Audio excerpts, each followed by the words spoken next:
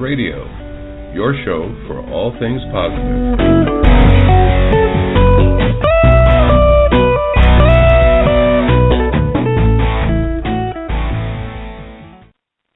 Hello and welcome to K-Wave 6 Radio. This is Kirk Spencer, your host. Tonight we're working on Cognitive Dissonance Part 2, the government and you. In other words, what can you expect from your government and what are you accepting that is not necessary to accept?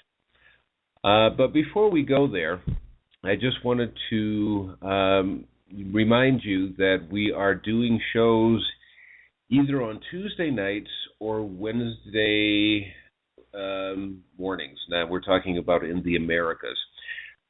Reason being is we're trying to get when shows that relate to the Americas, especially the United States, Canada, and anybody else that speaks English in these Americas, we're trying to make it accessible to you.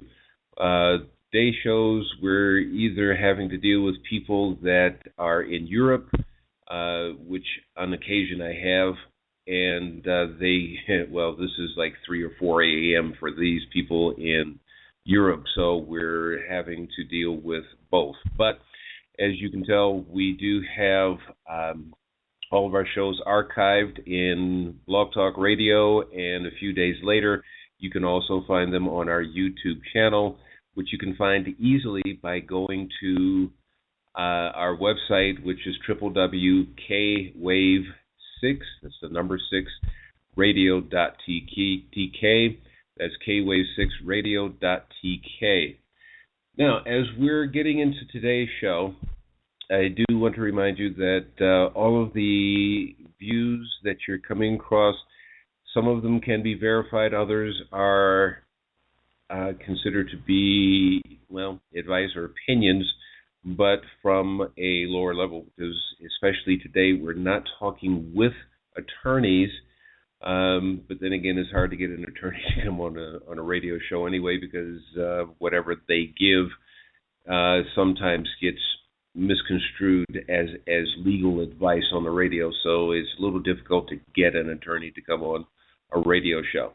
It's not impossible, but it is a little difficult. Anyhow, what we're doing tonight is we're having 2 people from Oregon who are going to come on, who are very, very active in federal and state law, that are going to tell us about things that we accept and things that are, that we shouldn't accept, but only because we as humanity do not check. We just accept what seems like everybody else accepts without ever questioning.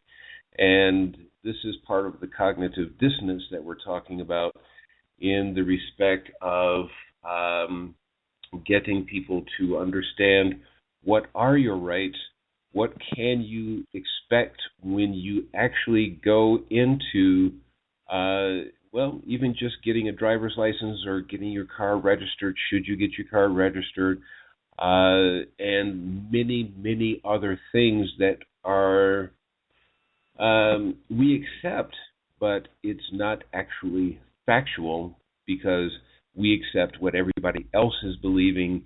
Even as one of our guests from last week was saying that they just didn't want to fight with the law, but that's part of what this whole movement of bringing the law back into the hands of the people is all about.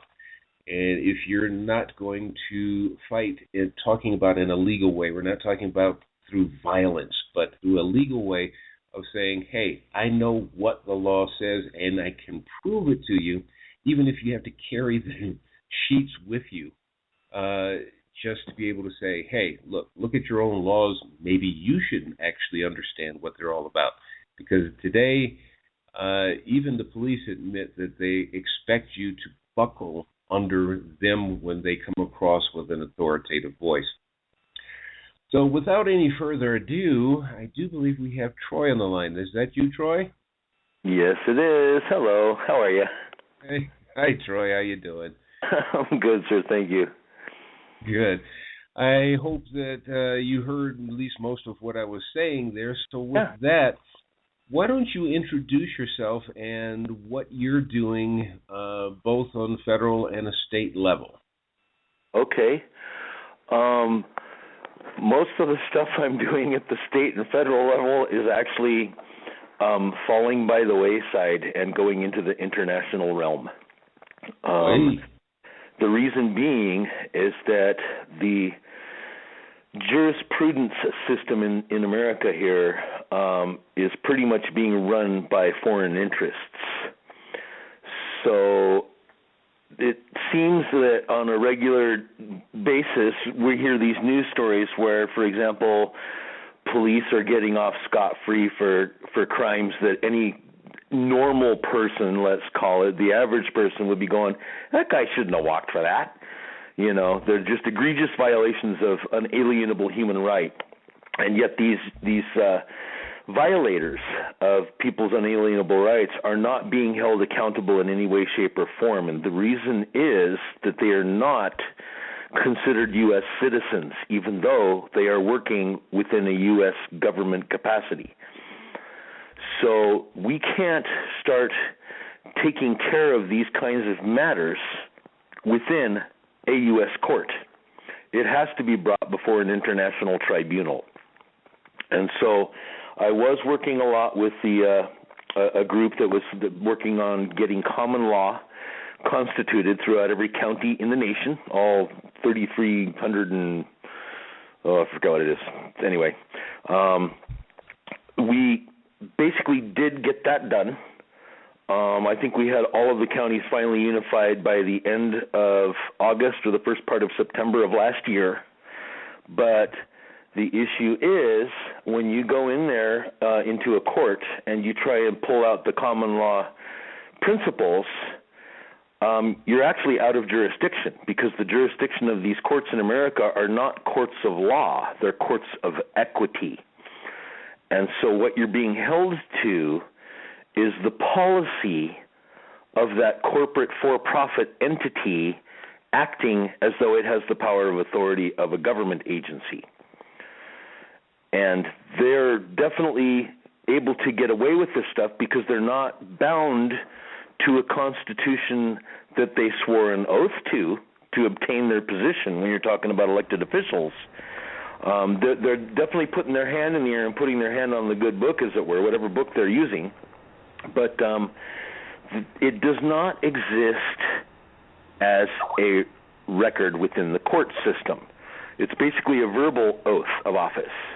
But most of these officials, whether you're talking judges, attorneys, or lawyers, do not have a written testament or a record, which is basically a re-accord of the verbal agreement they made when they put their hand in the air and put the hand on the good book and said, I swear allegiance to the Constitution of the United States.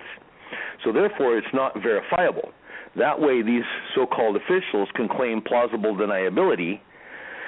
So what they're doing is getting us in there using law enforcers, the police, basically, which is basically a word that's derived from policy enforcer, and using fear and intimidation tactics to make us think we have to do what these policy enforcers say, so that they can cite us and get our signature on a piece of paper, which gives a heartbeat to the flat line at the bottom of the citation that we bring to life through our signature, next to the little X to the left of that flat line, which basically signifies that we're a decedent until we bring life to that document, and now we're under contract.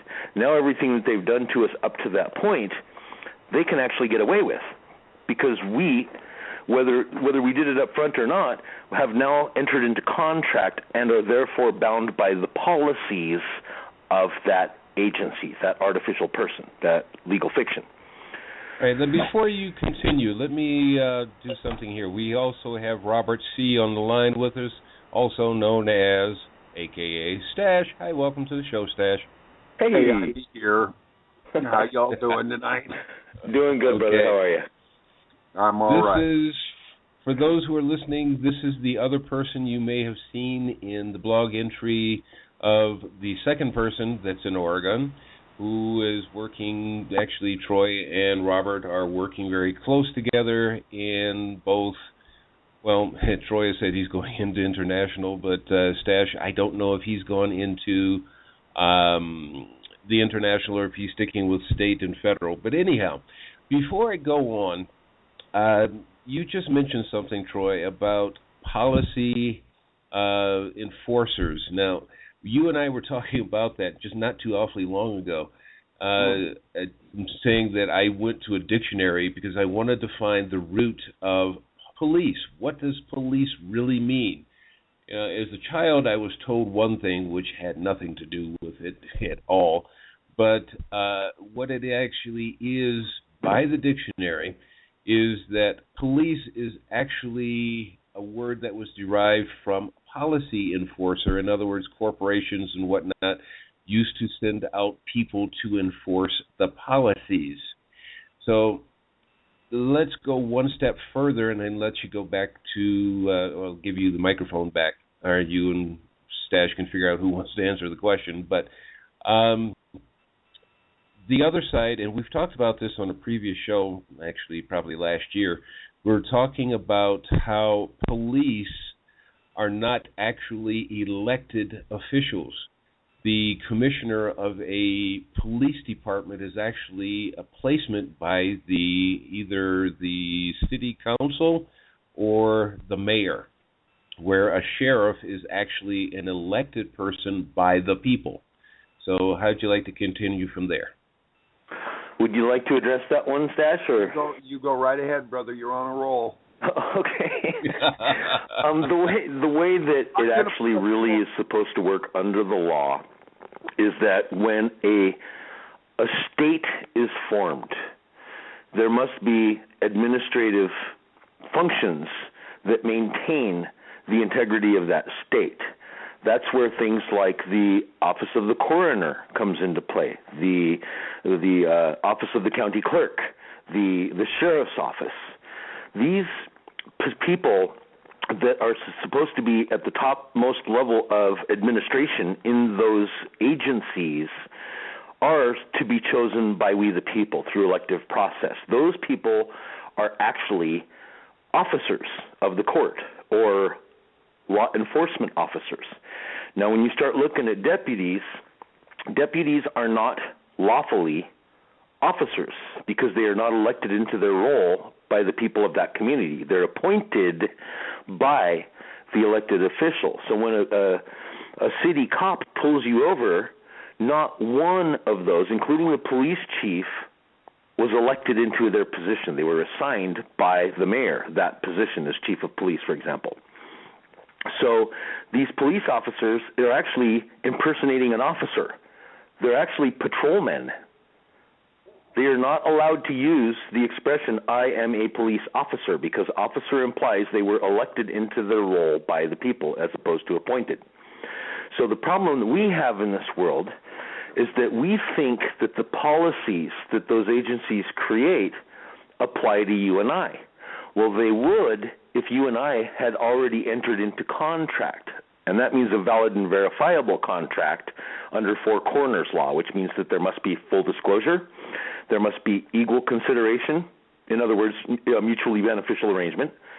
The third item is lawful terms and conditions of the agreement, and the fourth one is at least 2 wet signatures, preferably 3, the third being of a notary.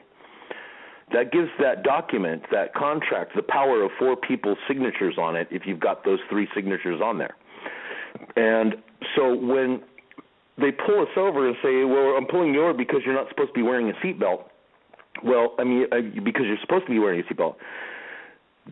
That law, or that actually is not a law at all. It's a legislative act, and it actually applies to officer friendly. Okay?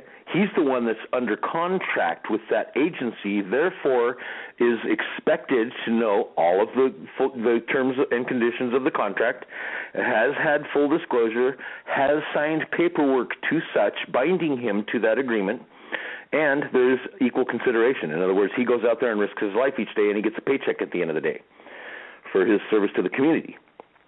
So what they're doing is imposing the policies they've agreed to onto we the people, and we don't know any better because they don't teach us this stuff anywhere. And in fact, most police officers don't even know that they're technically not a police officer. They're told they are police officers by the people that pay them, which is basically the court system, and given power of authority that they actually don't have. There's not one law enforcement official, period, besides the sheriff in any community across the land that has any more power of authority than a security guard at McDonald's or in a mall. Honestly. They can only touch you under the law if they're trying to stop you from causing injury to another. That means they have to be eyewitness to a crime in progress. Beyond that, they really can't touch you anyway, even if they have a summons or a subpoena or a warrant that they're issuing you. Now, they can threaten you at gunpoint and say, get in the car, we're taking you to jail because we have a warrant here for your arrest, okay? But that has to have been backed up by a lawful claim by a living person against you. And that's why the court basically issues the warrant to the sheriff's department so the sheriff can send one of his deputies to come collect you and bring you back to jail so they can hold you there until your trial. So I don't know how well this answers the question or not, but basically the idea of the officer is they only have the power that you or I have. We have extended administrative power to things that we don't want to have to deal with or don't have time for because we're busy working our other jobs that help them eat, for example, right? And in the case of a sheriff, we're electing the sheriff into a role to assign deputies the role of ensuring the safety and security of those within the community. And what we're seeing today is a police state where police are basically abusing the residents of any given community, criminally abusing them, and walking away scot-free. That's what we're addressing by forming international tribunals. Very interesting. Now, let me ask you something else here. Then we're going to eventually get into a free form here. But I'm just going to put this out here, whoever wants to answer this. And, Stash, I think you and I were actually talking about this once before. Is it something that we can do to ask a police officer that is trying to either arrest us or stop us from doing something, whatever, can we literally ask this police for a bond card? I'm going to pull a Troy on this one. Okay. Fair enough. I can answer that. Yes, you can ask an officer for his identification or her identification. They are the ones that are approaching you when they're pulling you over, for example, using the previous example of pulling you over for not wearing a seatbelt violation. Mm-hmm. They are engaging you into commerce. There's actually two different jurisdictions going on. The officer is in the public jurisdiction because he is elected, appointed by people that we have elected, and their pay is supposed to come out of our tax-paying dollars. So they work for you. They work for me. We are their boss, in effect. So they can't do anything under the law to us that we couldn't do to them, period. That's just the way that goes. Now, they don't like that at all because they like to think they can do anything and get away with it.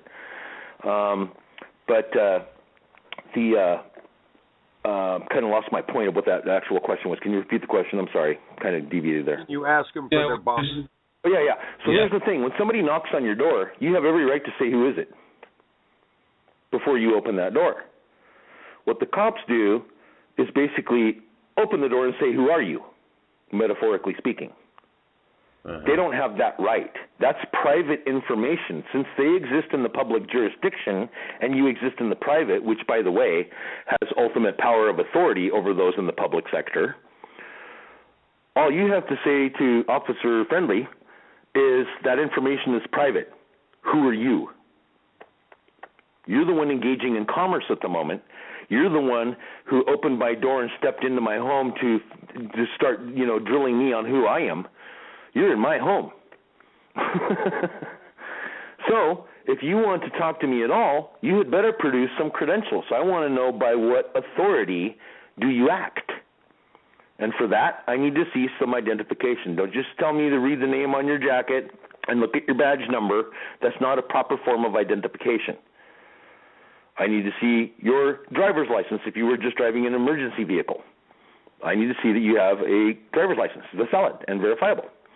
I also need to know what your bonds number is, because all public servants, especially law enforcers and lawyers and attorneys and judges, are all supposed to have what's called a surety bond, because that's how restitution is paid out to victims who are wrongfully charged.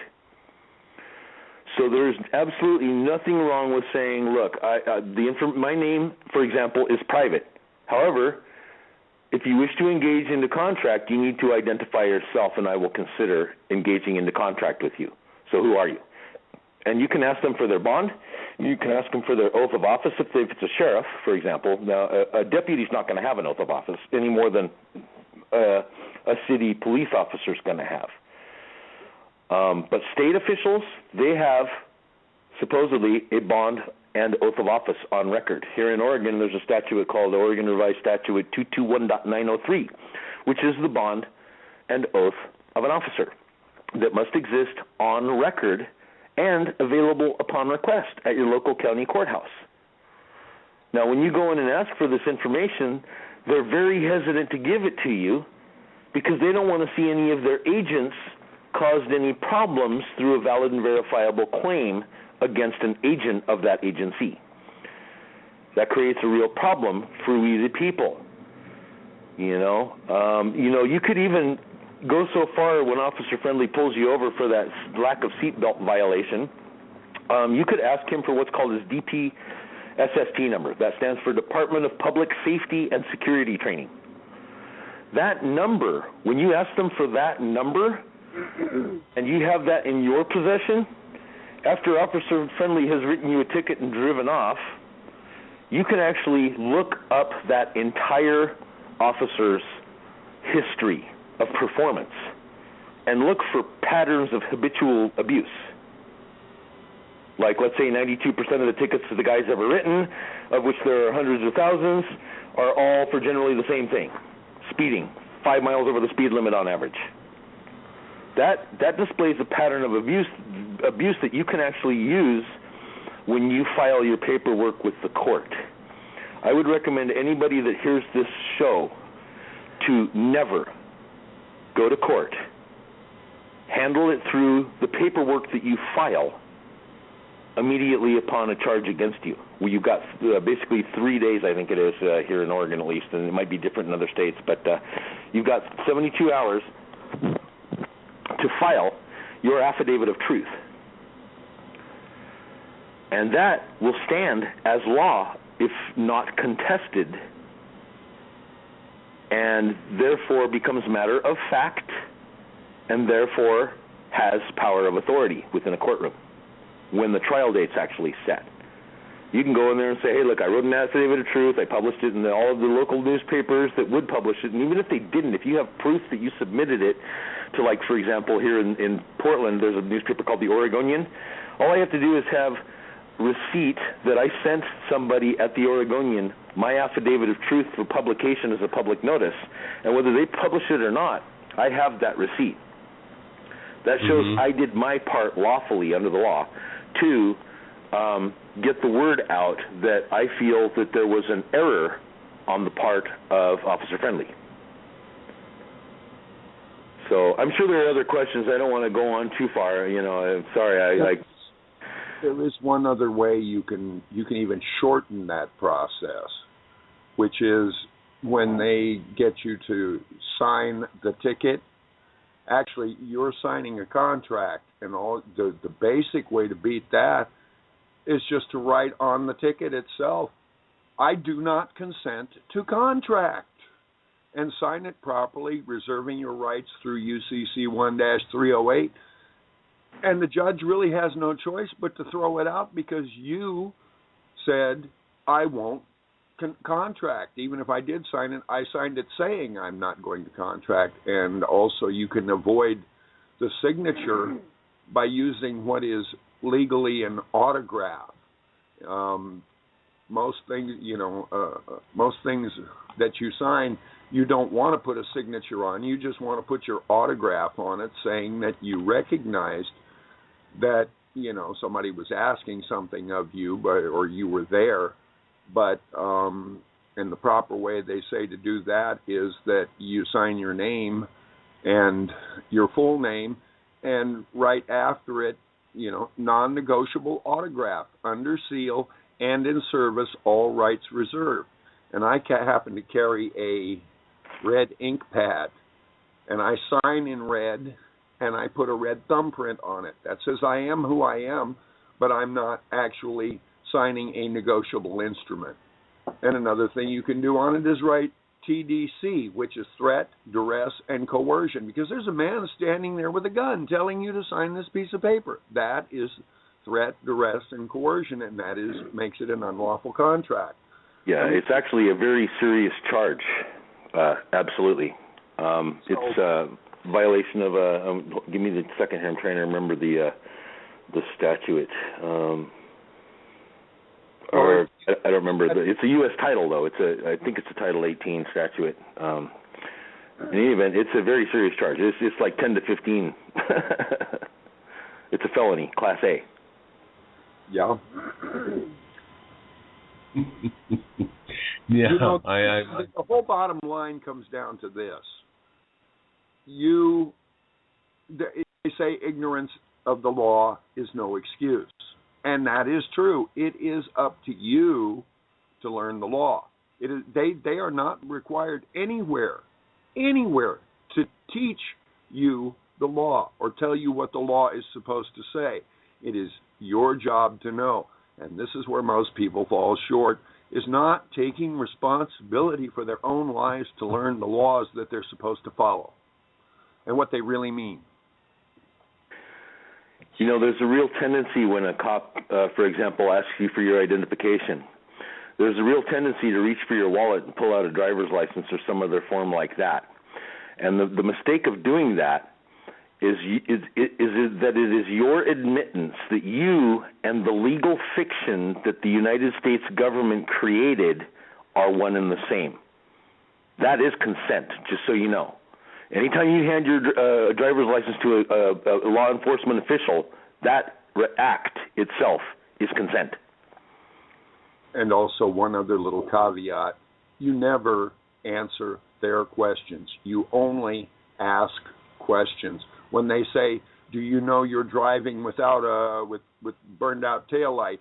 Excuse me, officer, are you sure that I am driving?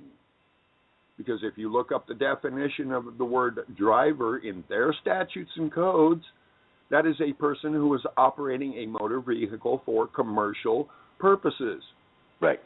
Have you made any effort to find out if I have an employer and if I'm getting paid to drive, officer? Or do you understand the term traveler, which is what I am, and I have the constitutional, you don't say anything more, but you have the constitutional right to travel in any means of conveyance you find usable as long as you're not hurting anyone else in the process. Well, I'd like to make something really clear here. It's a mistake for anyone in the private sector to claim their constitutional right, because the Constitution doesn't apply to the private American national. It applies to public servants. The only thing that applies to us is the Declaration of Independence. The Constitution was written to keep, and the original 10 amendments were written to keep those we elect to represent our best interests in line. So the Constitution applies to you if you're a U.S. citizen. But me, I'm not. I'm an American national.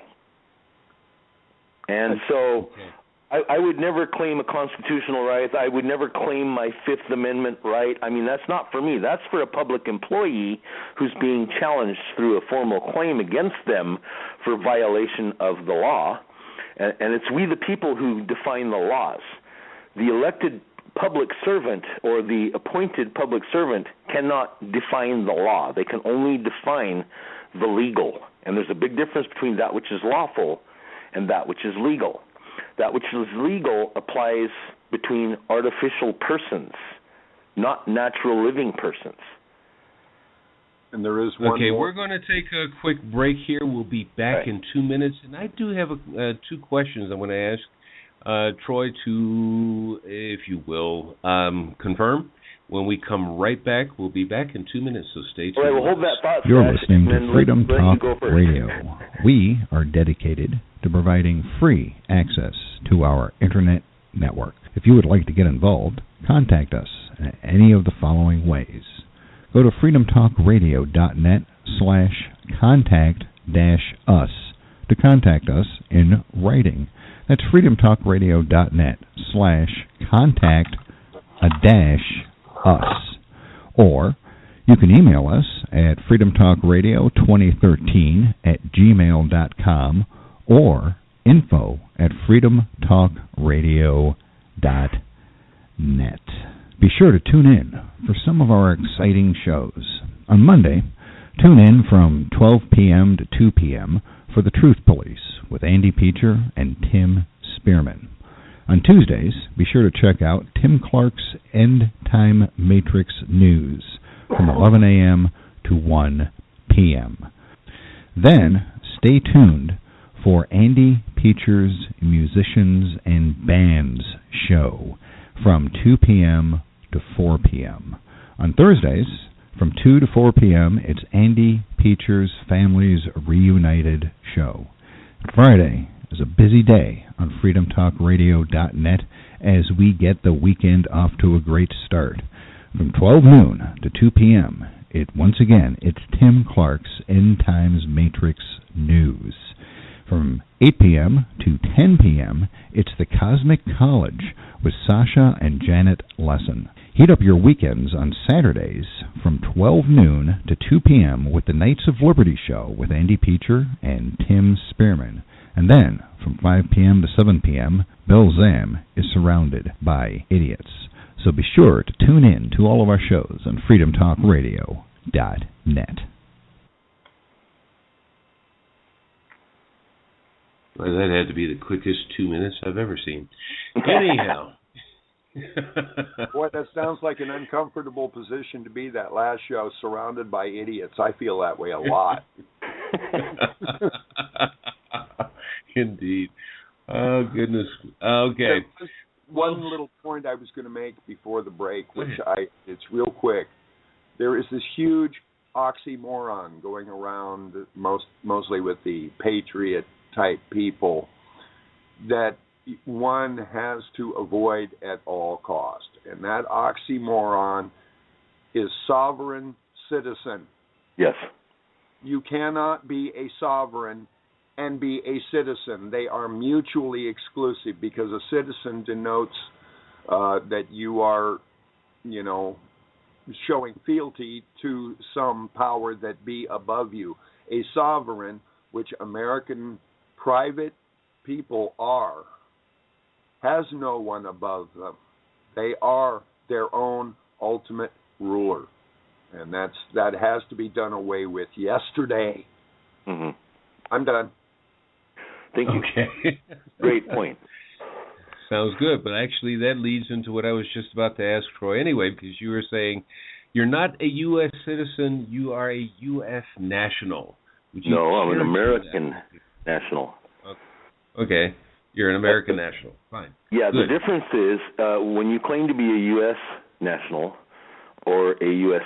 citizen, you are basically consenting to the idea that the nation is controlled by the states, and the states have power over those who have put them into their place of trust, and the government has it backwards.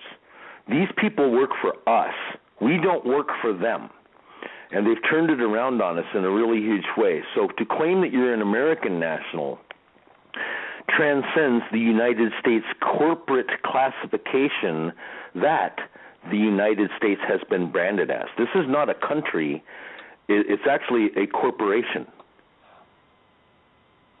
Yes, indeed it is. As a matter of fact, last year I had Michael Rockefeller, one of the Rockefeller clan, on the show, and even he said it.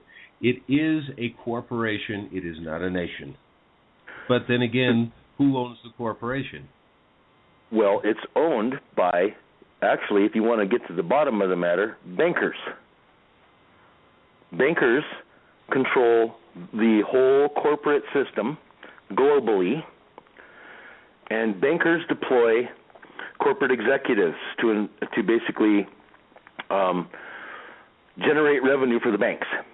The corporate executives entrust the court officials, the judges, the lawyers, and the attorneys, who hire policy enforcers to enforce the policies that the legislative branch and the judicial branch and the executive branch develops.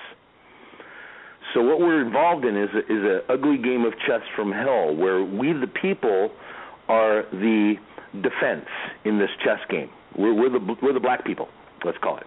The black people. Mm-hmm. The government, this artificial person, is the white player, and it always gets to make the first move. So what we have to do is figure out how to bring down the pawns, which are the law enforcers, so that we can have an easier attack using our pawns to take out the knights and the bishops, the knights being the lawyers and the bishops being the attorneys. Then we can get to the rooks, who are the judges. Then we need to get the queen, who is the corporate executive that creates these policies that the courts are working to bring money to the bankers through. And the king is the bank. It's all about equity. There's nothing about the law involved in these courts here in America. It's all about who's going to get the money at the end of the day. So the courts are functioning only to bring money to the bench, which is the ancient Anglo-Saxon word for bank. Mm-hmm.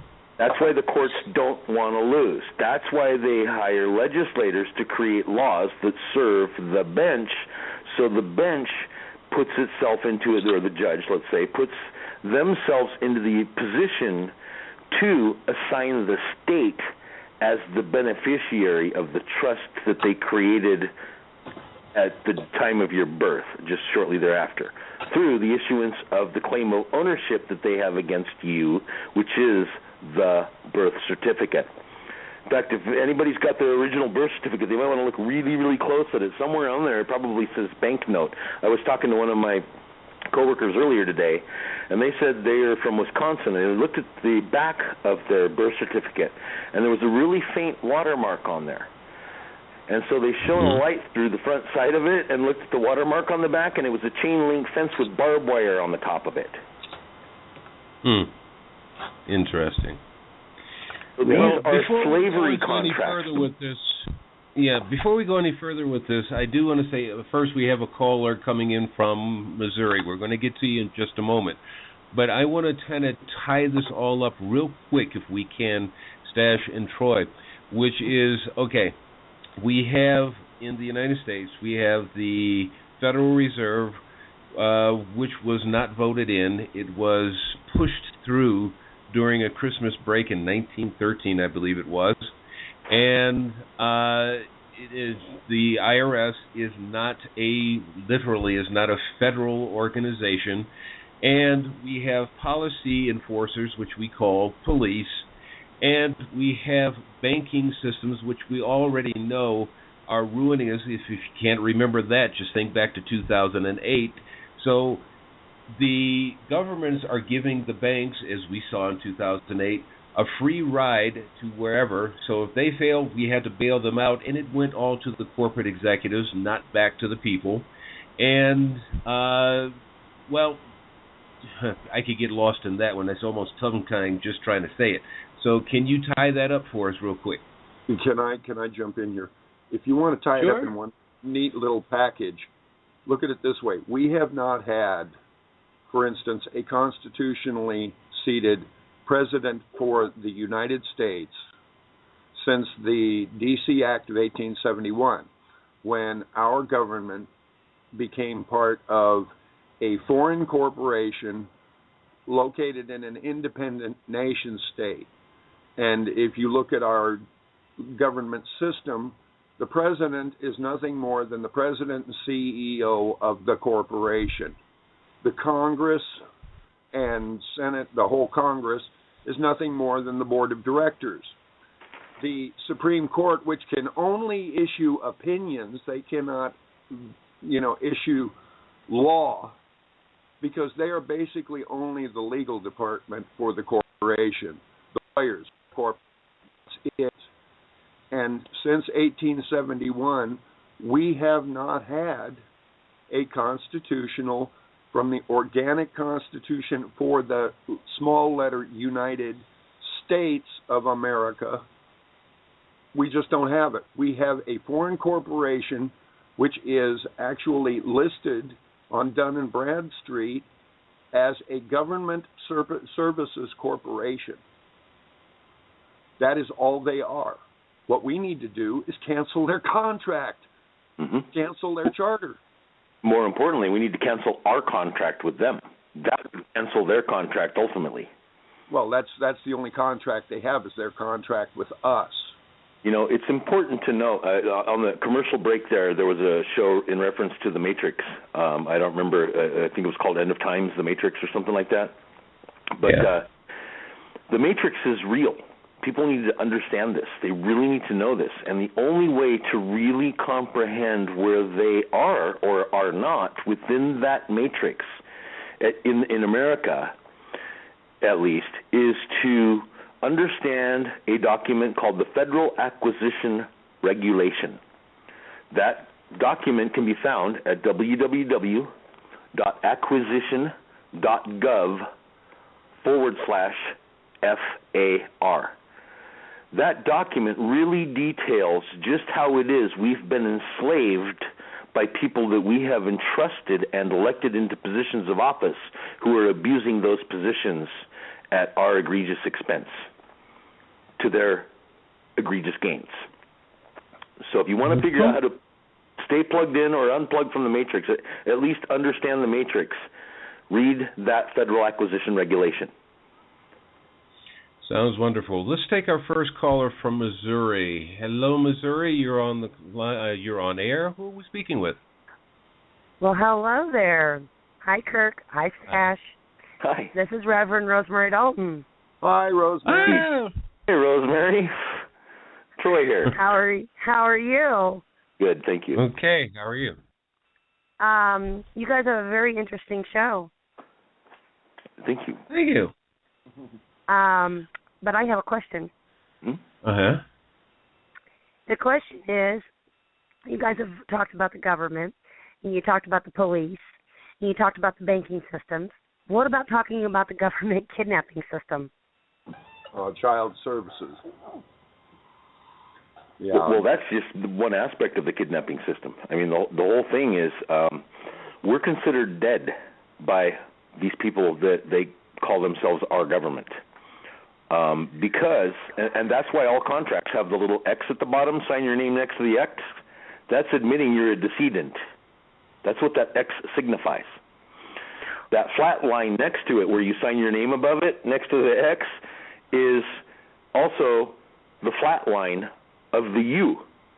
And until you sign your name on that flat line, which is actually what brings you to life for a couple of seconds while you're signing it, then at which point you've signed it, you've now consented to that contract, which is actually through what's called a joinder, that's actually tied, as all contracts are, to the foundational contract that you are bound by, that makes you an employee of the corporation that is the United States of America, and that is the birth certificate. Right. Only if you sign it that way. So how do you stop these kidnappers from stealing our children? There's debate on that. There are a lot of folks right now who think that the best way to do that is to notify two agencies. One is the Roman Catholic Church through a paperwork filing with your local county bishop's office. The document is called the Fieri Facias de Bonus Ecclesiasticus. And basically what you're doing when you file that, which, by the way, has to be filed in a very specific format. For example, it has to be in robin's egg blue paper. It has to be written in red ink, and it has to have a red blood thumbprint at the bottom next to where you endorse that document. Okay? That is the only officially recognized document that the Catholic Church will accept. Then there's the other half of that, which is notifying the State Department, these corporate agencies that are acting as government. That is done through what's called an injunctive process. What you need to do for that is have a copy, or better yet, the original of your birth certificate, right? And you file that along with a letter that you create. And that letter, it has your family seal, the coat of arms for your family at the very top as a logo, because all corporations must have a symbol to represent that corporate entity. And below that, you basically say, letter from the office of the general executor of the trust in the name of Rosemary. Gotcha. Okay?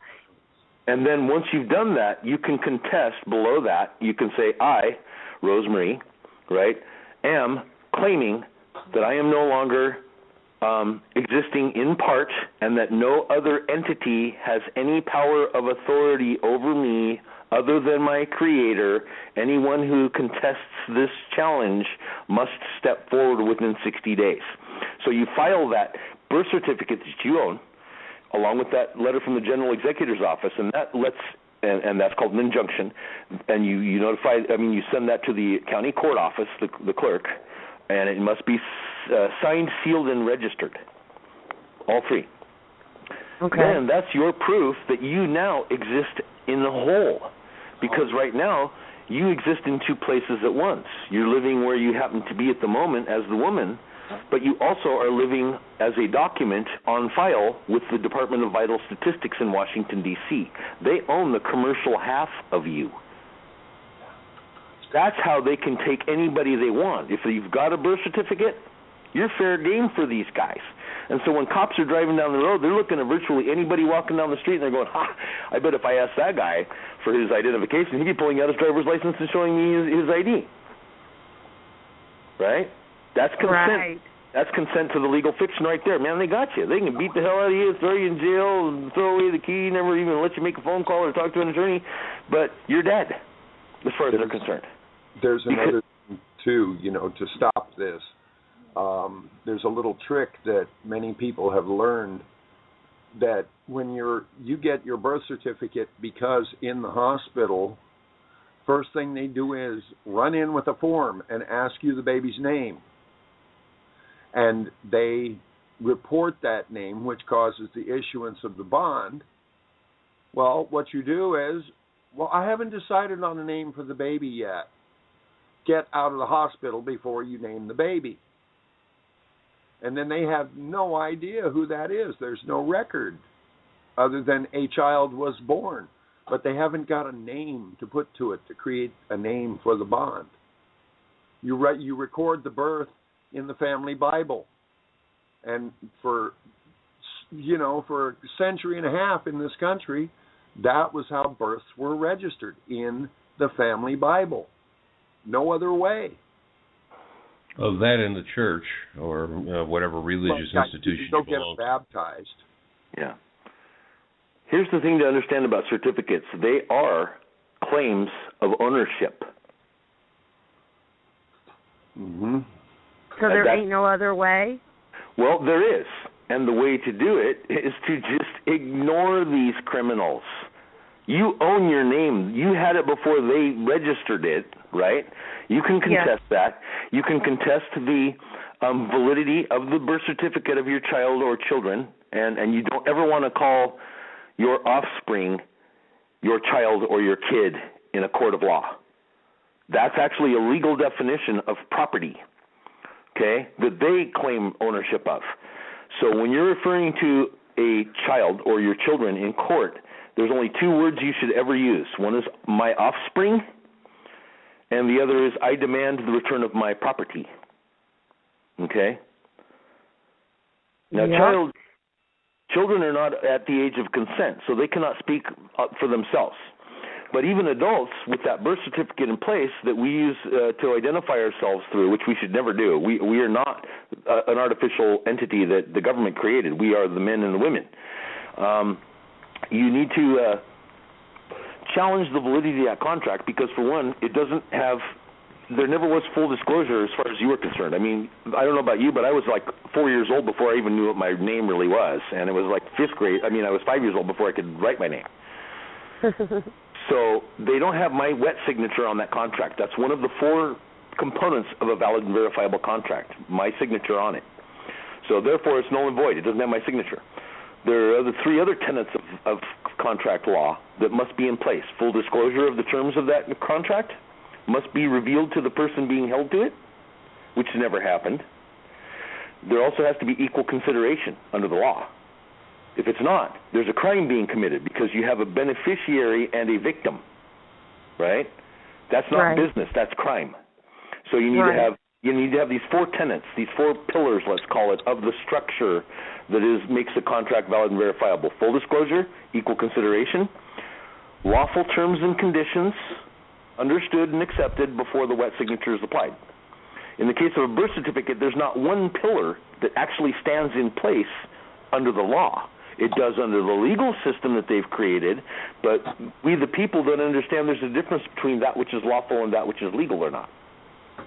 Well, I'm 38 years old. I've never signed my birth certificate, ever. That's right, and therefore it's not valid.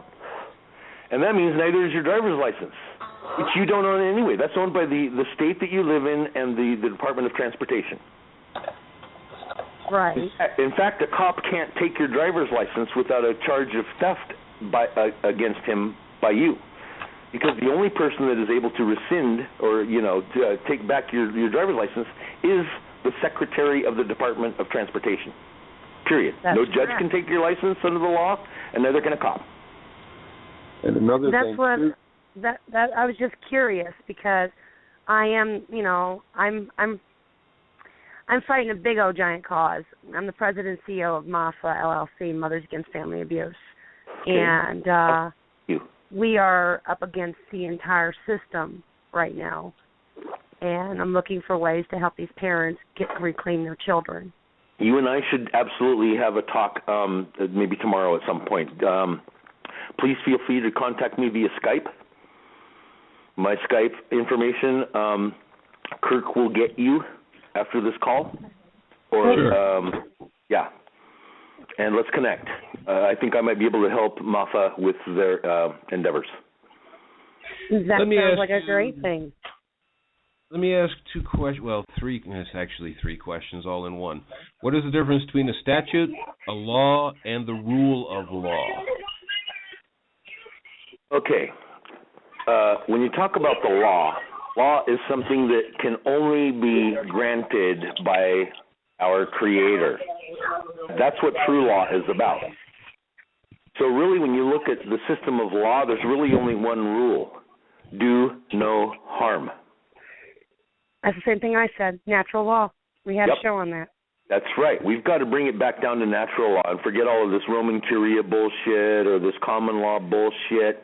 I stand behind what the common law movement's trying to do, but it's not the right approach because it's still built, the idea of common law is still built upon a system of Old English law, which is built upon a system of Roman Curia law, which is built upon canonical law, which is built upon ecclesiastical law, and all of that stuff comes from men wearing dresses, hiding behind marble gates, okay? And they're not gods on earth. These are just other people.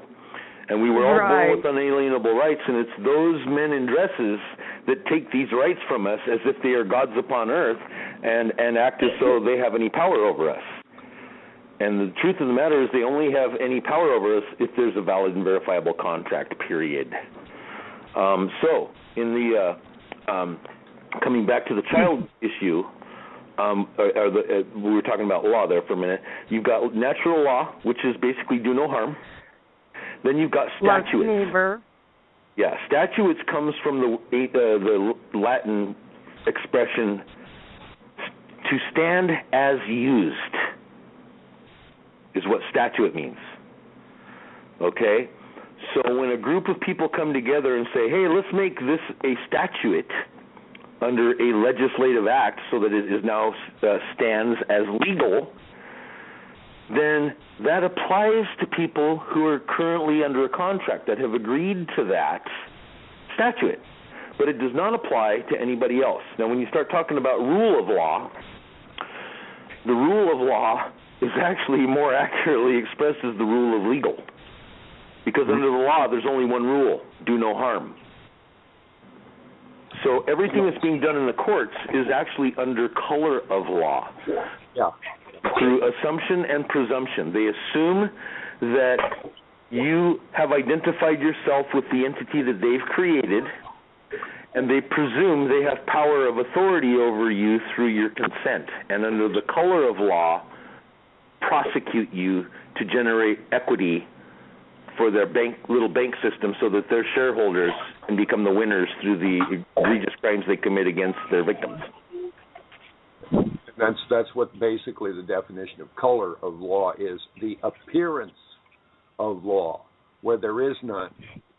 Yeah, any statute applied where there's not a valid and verifiable contract is something that happened under the color of law. And there's also the definitions of positive and non-positive law, or in this case it would be statutes because it's done by Congress or whatever. A positive law is that which has been, created, voted upon, acted upon, and put in, and also listed in the Federal Register. And anything else is only color of law. It is not positive law. So it's a tricky thing, and all it is majestic word magic. That's all they're doing. The Babylonian word magic. That's how the bankers get ahead. That's how politicians operate. It is word magic. It's just playing with it. It has no real meaning. Yeah, it gets down to even just in accounting. I'll use it that way. I used to be an accountant for over 10 years, and thank God I never got into doing banking accounting. But it's like doing your income tax or doing something else, and they've got so many ways of trying to get money from you by, there's a simple thing as multiplication, division, addition, and subtraction, but they put so many different ways of trying to get you so confused you don't know what you're doing. And if I can assume this anyway, is to say this is what the show is all about. This is what Troy and Stash have been talking about throughout this whole show, is get past the confusion. And, it's just as we all say, the internet is out here. Now, there's a lot of crap on the internet, but there's so much information that you can find that is honest and truthful. So, in a day and age of information, to be ignorant is definitely a choice. And this is where your cognitive dissonance comes from. When people start waking up and they say, the first thing they say is, no, this can't be right. Exactly. But it is. And that's why people, and let me tell you, some people get really ferocious when they first wake up and realize how badly they've been bent over. Yeah, that's a nice way to put it. That's also a form of cognitive dissonance, is the rebellion against everything. Yep. So that's where we come down to on this. Yeah. Well, We're going to appreciate take you guys. a 2-minute break here in just a moment, but when we come back from our 2-minute break, I'm going to ask actually Rosemary Dalton, who is the president CEO of MAFA, Mothers Against Family Abuse, to tell us something about how she got her corporation started so quickly and how she has become a nonprofit, but I believe it's a nonprofit, but without going through a 501c3. But before we do that, we're going to take a 2-minute break, so please stay tuned, and we'll be right back. Hi, this is Duke Mayo Rockefeller. Please check out my humanitarian organization, www.livechildlive.org. You are listening to K-Wave 6 Radio with our esteemed radio host, Kirk Spencer. Thank you for listening to today's show. We'll return to today's program shortly. Keep up with what's new at K-Wave 6 Radio by visiting our website at www.kwave6radio.tk. Nope. You can subscribe to our blog via the RSS feed button on our blog page titled What's New, or via the social media links in the website. If you missed any of our shows, you can find all of our shows archived in our YouTube channel. The link to our YouTube channel is on the homepage of our website. We also suggest that you check out the programming at Freedom Talk Radio by visiting their website at www.freedomtalkradio.co.uk. Now let's return to today's show.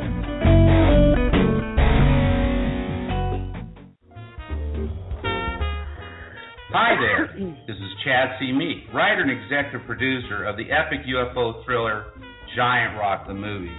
Even if you haven't been abducted by E.T., you need to listen to the K-Wave 6 Radio Network to get the latest of the odd, the unusual, or more importantly, the fun. See you at the movies.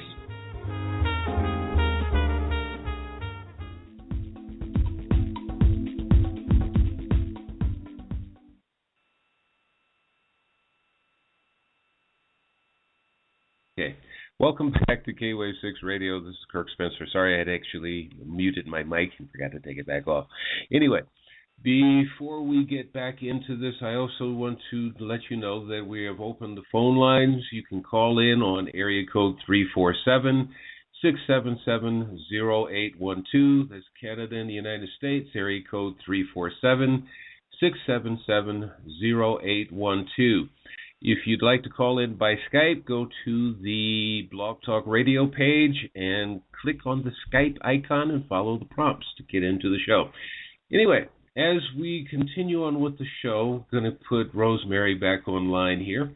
And Rosemary was telling me, I think it was just at the beginning of this year or was late last year, I don't remember the timeline. February.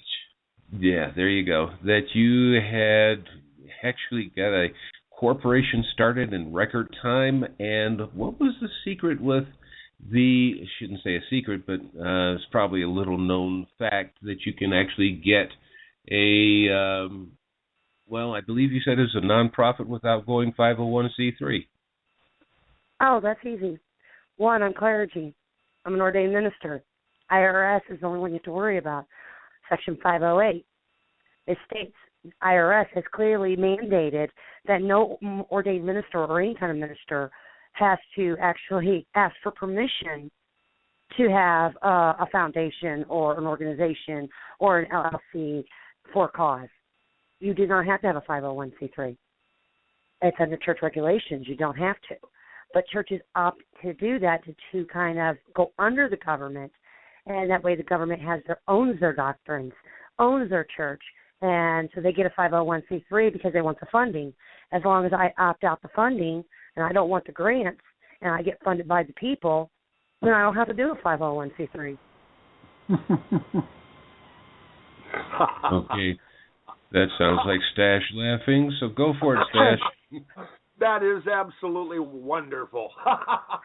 So I'm an ordained minister, too. And Stash, you are also part of this. I hope you know that. I've locked in all my ministers that have been with Everlasting Spiritual Awareness Group with MAFA. Cool. More cognitive dissonance that has just been busted. Thank you very much.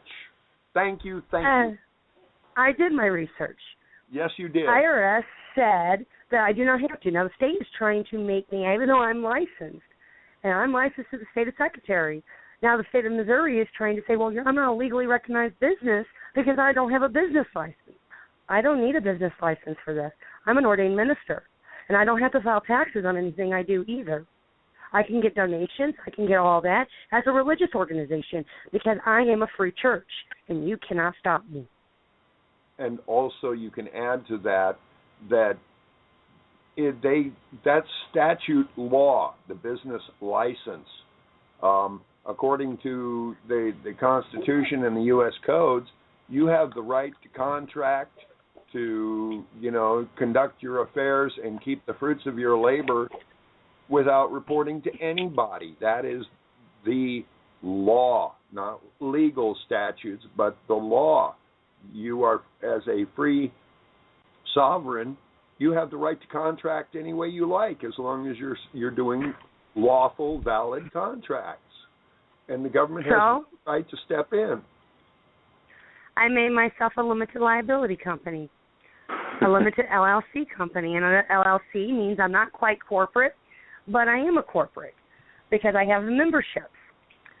Oh, you pay $3 a month. That's what my members will pay once I get all the stuff all squared away. I have bank accounts that's set up just like a 501c3.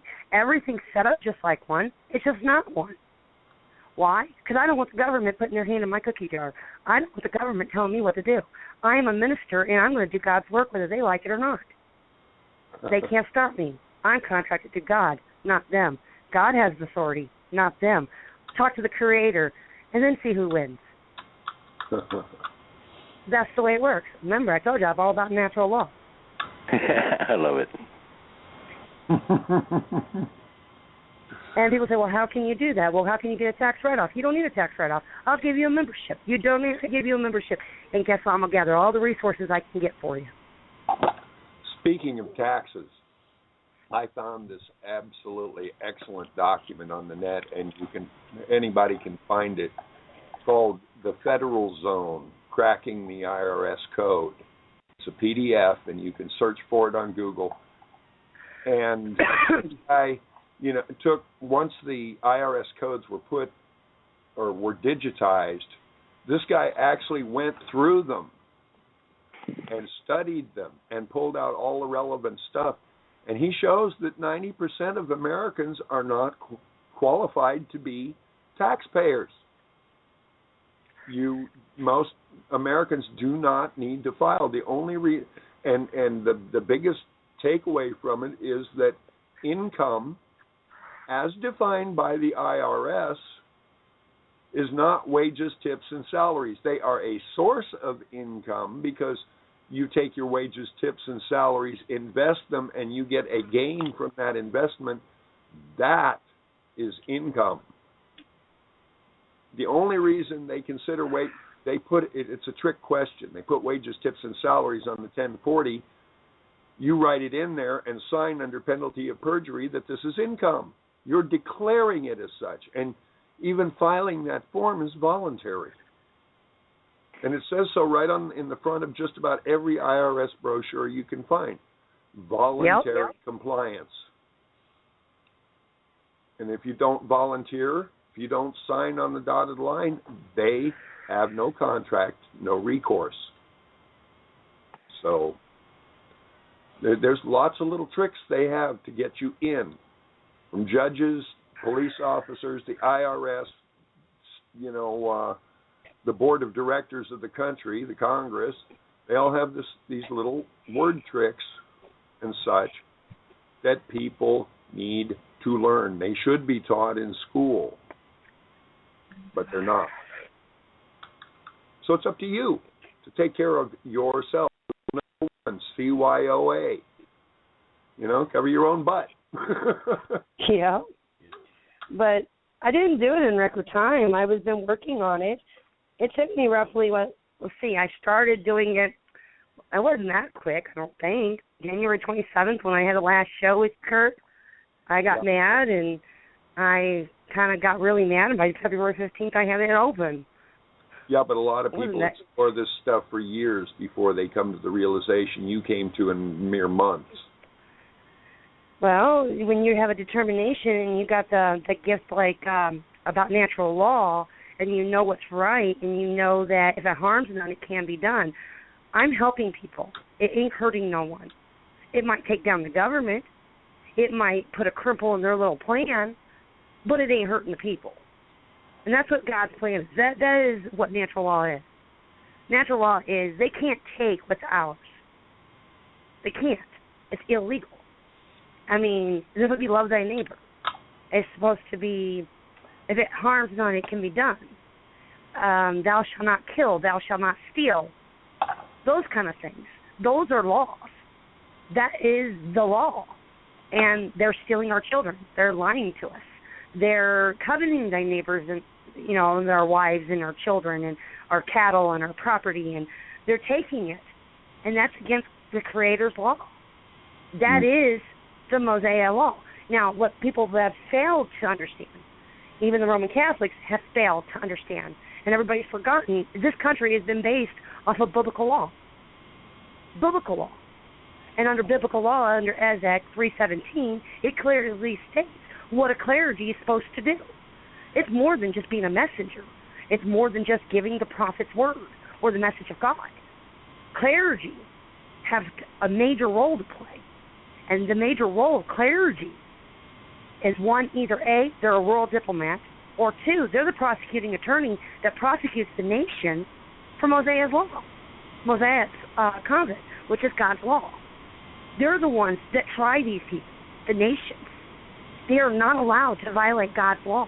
And if they do, it's up to the clergy, the keepers of natural law, to prosecute them. That's right. And they're not doing their job.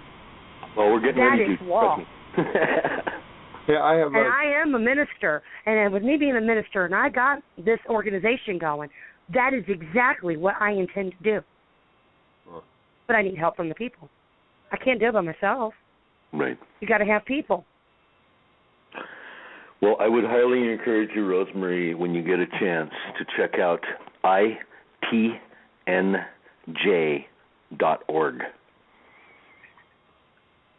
That sounds good. What does it do? It's the International Tribunal for Natural Justice. Oh, I've already been connected with them. Okay, good.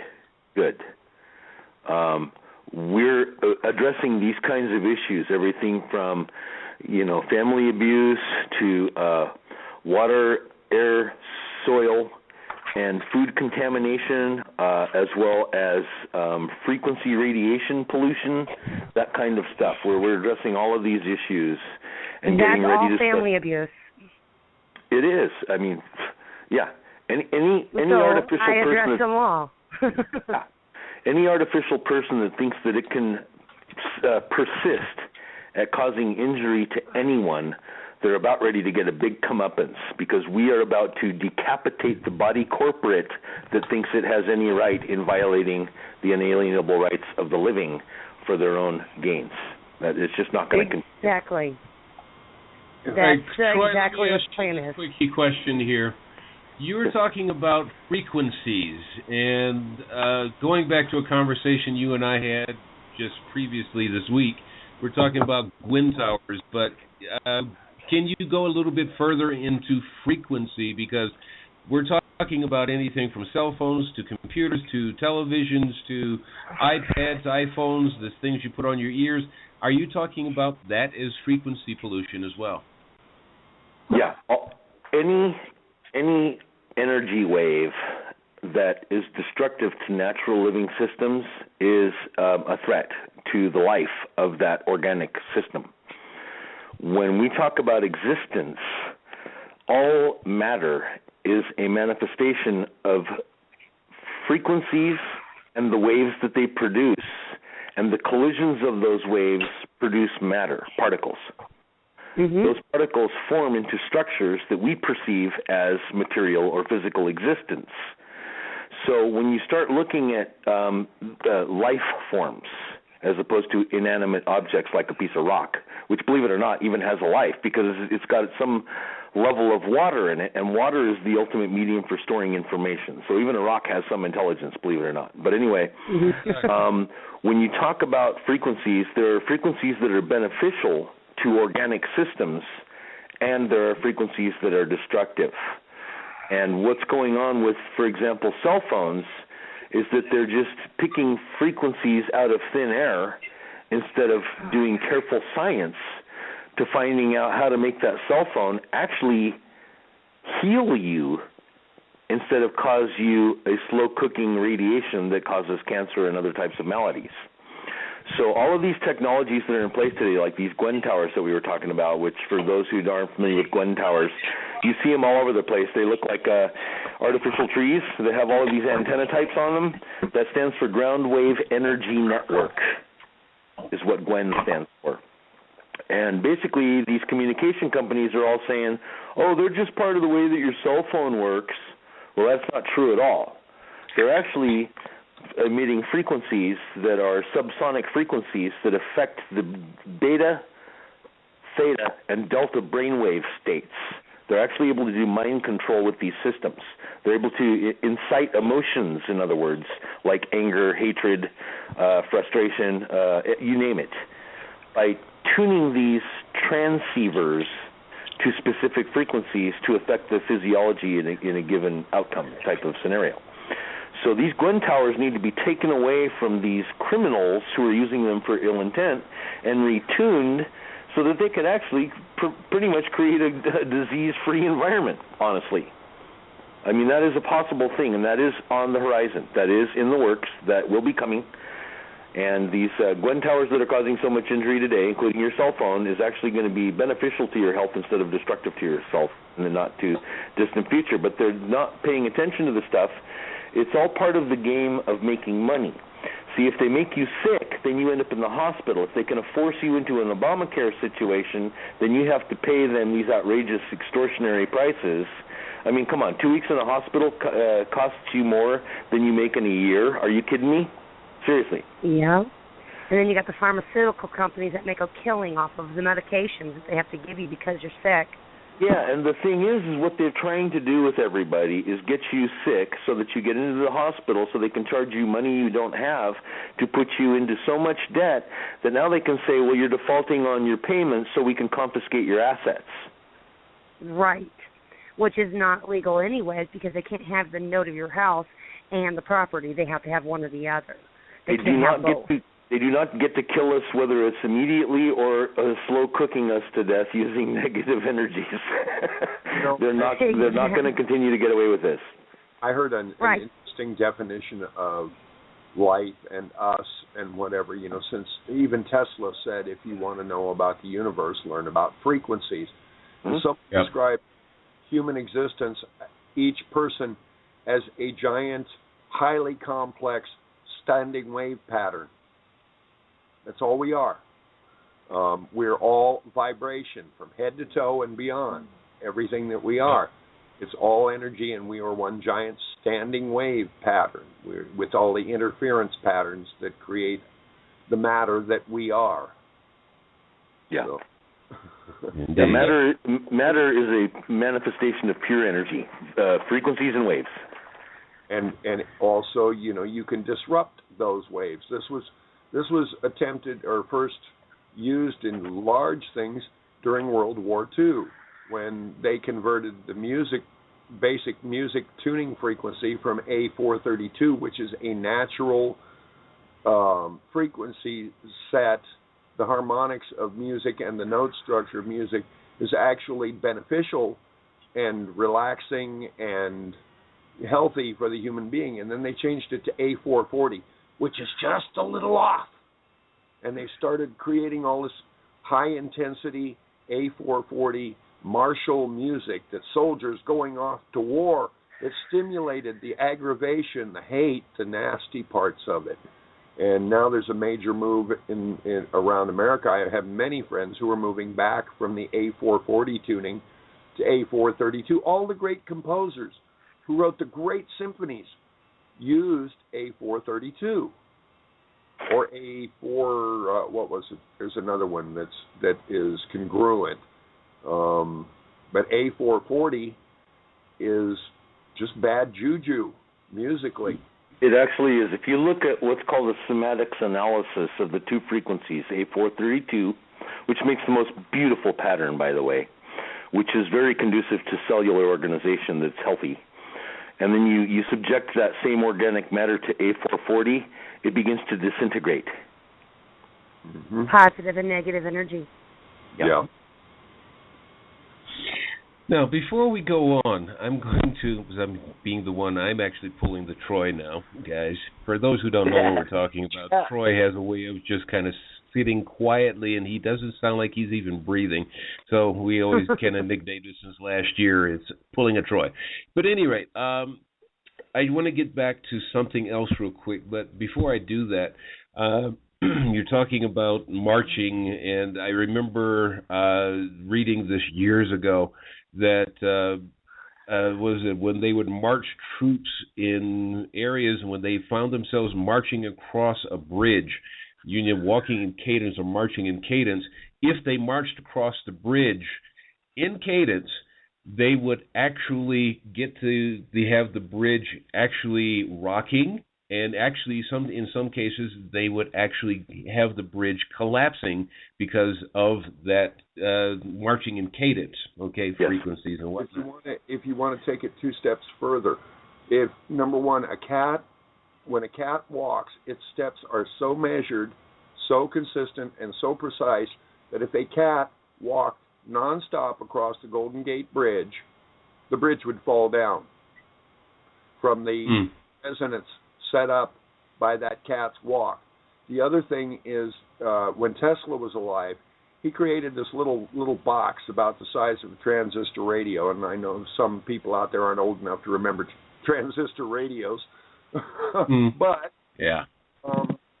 This device found the resonant frequency of whatever it was attached to and would augment it each time it came about. It would send out a pulse, and when it came back, it would augment it at the same frequency, and boom, boom, and it would grow. Well, when he tested it, he inadvertently attached it to a support beam for a building in Manhattan that was buried in the bedrock of Manhattan. It caused the most major earthquake Manhattan had ever seen, and when the fire department finally located the source and came in, Tesla was cutting it up with an axe because he had forgotten to put an off switch on it. Wow. It just found the resonant frequency of Manhattan Island. Amazing. Since we only have a few minutes to go, one of you guys actually was talking about income. So I went to Black's Law Dictionary for those who are listening. And by the way, for Rosemary and Troy and Stash, if you guys have websites that you want our public to look up, give them to me after the show, and I'll put them on our blog site, and we'll leave it for people to research on their own. But this one's coming from the Black's Law Dictionary in the Internet, and the website is thelawdictionary.org. And you're talking about income. I forgot who was saying it, but the definition to income per the Black's Law Dictionary is the return in money from one's business, labor, or capital invested, gains, profit, or private revenue. And they give you all this kind of stuff. And it says income means that which comes in or is received from any business or investment of capital without reference to the outgoing expenditures, while profits generally means the gain which is made upon any business or investment when both receipts and payments are taken into account.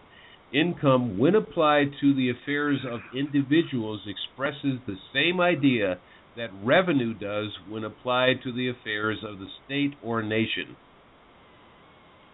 Mm-hmm. How's that grab you? Which version of Black's Law was that? Let me go up the page here.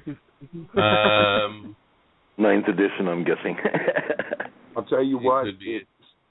Featuring Black's Law Dictionary, free online legal dictionary, 2nd edition. Oh, good. Now, if you really want to know what the Constitution and the Federalist Papers and all of the founding documents really meant, the terms they used when they wrote it, go to Black's Law 1st edition. That's what was commonly in use at the time that those documents were written. Yep. That's the one I commonly use. Yeah. I have all the editions of Black's Law since #1, but that was the one they used. And that's where a lot of, and if you also look up people like John Locke, Jefferson took some of Locke's writing on a treatment he did on governance, and made it pretty much the preamble to the Constitution. It was the Declaration of Independence. Locke was an English philosopher and such, and he was actually quite the mentor to Jefferson, Madison, and several other founding fathers. So study his work. Oh, yeah. Well, we've got only about 3 minutes to go, and that's by the clock. So let's ask for any closing comments on here before we close the show. And before I go there, if you're listening to the show, whether it's live or in the archive, we do appreciate it. If you're looking for information about things that were given here as what am I trying to say here, by Troy or by Rosemary Dalton, Reverend Rosemary Dalton, or Robert C., better known as Stash, please check out our website and the blog. The blog is called What's New, and you'll find it posted as of April 1st. I'm going to post it tomorrow, and with all the references that you can look up. They're not a whole lot so far, but who knows what we get extra. So anyway, within the next 2.5 minutes, do we have any comments? Yeah, I'd like to thank you, Kirk, and I'd also like to thank the Reverends Robert C. Stash and Rosemary Dalton. It's always a pleasure, guys. Thank you so much. Thank Definitely. you. Hey, what the elephant in the room? Where's Chad? I think he said he was coming, but he didn't show up. So it's okay. We'll get him next time around. Okay, I did put a link to the Federal Zone cracking the IRS code in the chat window there. So if you could post that could help a lot. It's 200 and something pages. It's a long read, but it is so worth your while if you want to save a lot of grief and money dealing with the IRS. Mm-hmm. Well, thank you guys for answering my call and answering my question. Glad we could help. So welcome. Yeah, it was a pleasure. And I think we're going to end up doing another show on the government and you in the not-too-distant future, because I'm sure we only scratched the surface, if that much. So for those who are listening, please stay tuned to the blog on K-Wave 6 Radio. And you can also click on the RSS feed button, which you can put into your bookmarks or your browser, whatever, and you can find out whatever we're putting up there, usually at least 4 times a week, sometimes more, and you can follow what's going on with K-Wave 6 Radio there. Do remember that we are going to post all the links that we mentioned here, and it will be available on April 1st. Not to be confused with April Fool's Day, but we'll put it in there, and we'll see you again in the near future. And I want to thank you, Rosemary, Stash, and Troy, for all being here and contributing so much to the show. We'll see everyone again in the not-too-distant future. Take care and be well. Bye. Bye, guys. Bye. Thank you for being a part of our listening audience. Be sure to keep up with our shows and our podcast via our blog, on Twitter, and in Facebook. All links, including our RSS feed, are available at kwave6radio.tk. That's kwave6, the number 6, radio.tk. All the best.